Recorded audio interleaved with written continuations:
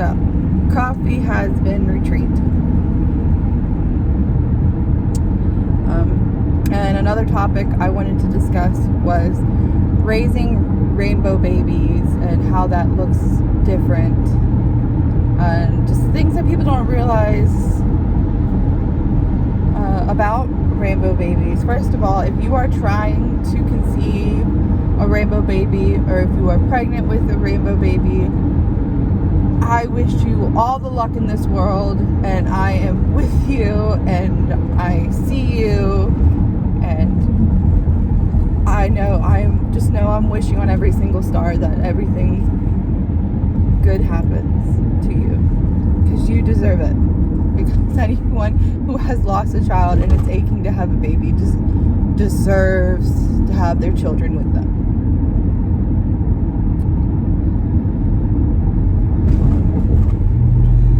So when I lost Leo, I was clinging to the idea that I was a mom. I was searching for it. I desired it. I wanted to be his mother, and I didn't feel like a mom.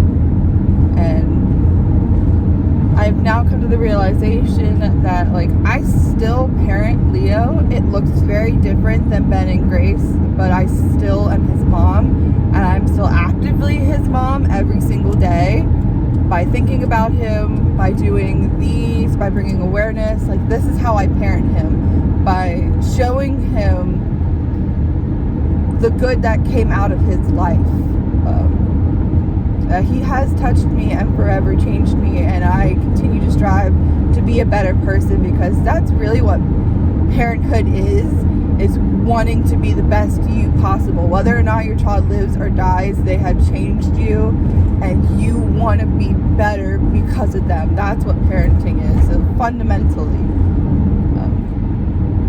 And every time I saw people post, just right after I lost Leo, I would see people post on Facebook about how hard parenting is, and how their kid did something and it upset them, or yada yada yada. And I would think, like, how can you be angry? Like, you have your baby, like, you don't understand the hurt and the loss. And now, after having Ben and Grace, I see how parenting is hard. It is so hard. There are nights where I just cry, because it's with the twins. They both need you at night, and when they were teething, and there were some really tough times where you just look at them and say, why don't you shut up? And I get that now. That's something I didn't see before Leo. Like, I obviously knew that parenting was hard, but after just having to lose a child, I would think anybody who thought parenting was hard didn't know how hard it would be to lose their kid. And I see it's different now that I have my rainbow babies. And, you know, Leo has taught me to be more patient, because on those days where it gets really, really hard, especially at night and you're sleep deprived, I look up and I see Leo's plaque. Leo has a star named after him, and we put that in the nursery. I look up at that and, like, I just melt. I think, you know, I should be grateful for this time, even though they are so making me crazy. I have become more patient and more grateful, and just, it all just melts away when I look at the little reminders that we scattered about the house of Leo. I have those moments. Every time I pick Ben and Grace up, I do hug them just a little bit tighter, and I take those moments and treasure them way more.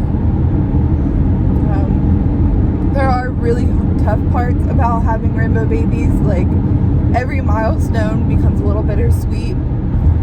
Certain ones more than others. For me, it was their first bath. I melted down, because, you know, I think you have those thoughts of, like, I should have been doing this with your brother, and I didn't get to do this with your brother. It, like, reiterates all the moments that I got robbed, that I'm having with his siblings, and I'm thinking about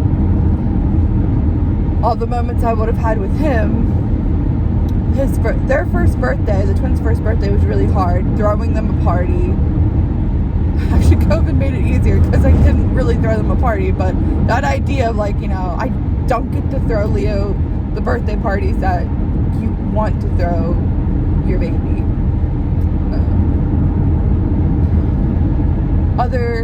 concerns. I feel like this is like the hardest part for me currently is thinking about the future and how like my kids don't get to learn about death through a goldfish or through even a grandparent. They have to learn about death from their older brother, and that seems just really, really, really sad. Having to have those discussions that I know are coming. It's not, for us personally, it won't be a sit-down discussion. It's going to be something that happens all the time because, you know, Leo is a part of our lives on a daily basis. He is kind of surrounding them in all the houses, not in like little small details in our house represent Leo. Like I said, the stars in his nursery. We have a stillbirth remembrance ribbon on our fridge. There's a lion in their playroom. Certain things like that as reminders of him. And I think about those discussions that we'll have in the future that make it really, really hard. And I'm just waiting for the day I get a call from a preschool teacher where they talk about siblings and one of them's going to raise their hand and say, I have a dead brother. Like,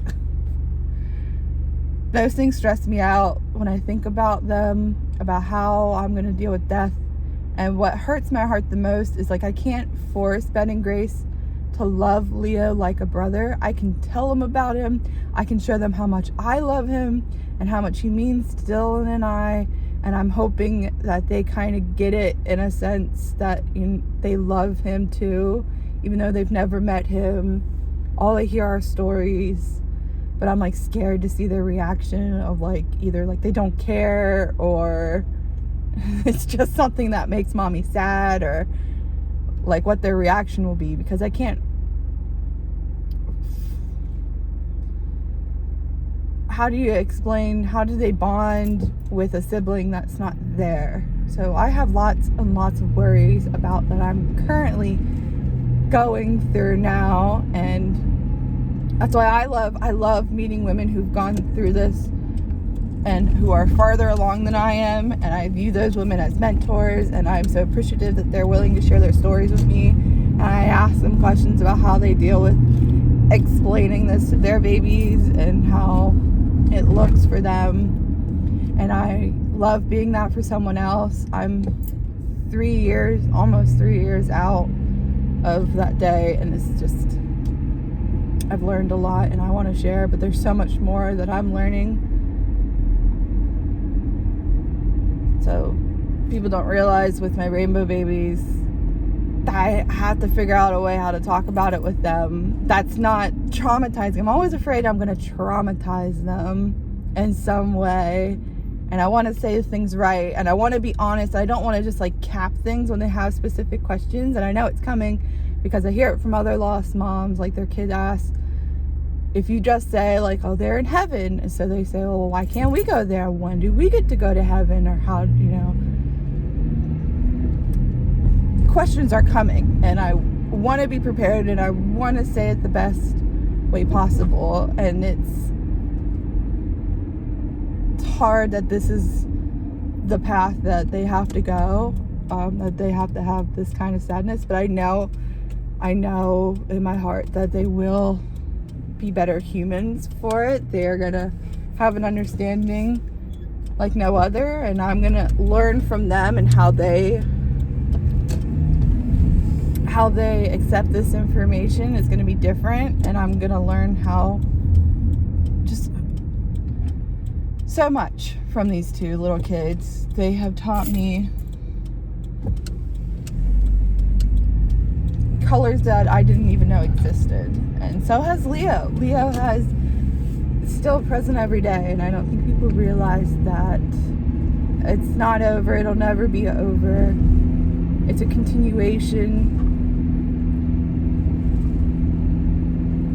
And the more I see women who are 20 years out, even 15 years out, and they still grieve the loss of their babies, that brings me comfort. I know it sounds weird, but I'm like, you know, they still think about their babies. Like, because I have this fear. I know I'm never going to forget him, but as the years go on and more things happen, and that distance between that time period, it's scary in a sense. Like when it's first happening, you just wish it's all over. You wish you're at a point where you could be happy again. But now I'm wishing, like,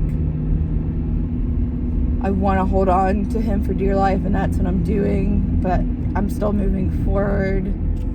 Such a complex emotional time. So if you have a friend and it's been a couple years, don't be afraid to mention their baby. At least to me, if you see me and you see something, for instance a lion, and you thought of my son, like, and you text it to me, that'll honestly bring me the most amount of joy possible. People bringing him up, people talking about him to Ben and Grace. I love that. I love when people mention him to my kids. Including him when someone talks about my children. You know, Anna has 3 kids. Like, those are things that I strive to do. And it's hard because there's an extra step, an extra memory, an extra thought process that has to happen. But raising them looks really different than I think it would be. And just think about that. Well, until next time, I'll talk to you later.